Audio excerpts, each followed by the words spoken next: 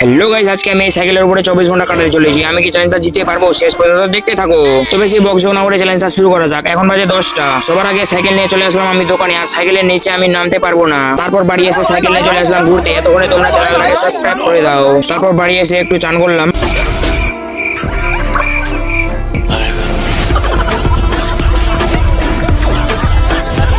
এইবার জামা প্যান্ট কি করে পরবো? আমি তো সাইকেলের নিচেও যেতে পারবো না। আইডিয়া, রেখে জামা প্যান্ট পরে ভাত খেলাম। ভাতগুলা কিন্তু আমার ক্যামেরাম্যান আনি দিল, আমি কিন্তু নিচে যেতে পারবো না। তারপর ভাত খেয়ে আমাদের একটু গ্রামটা ঘুরে বেড়াই।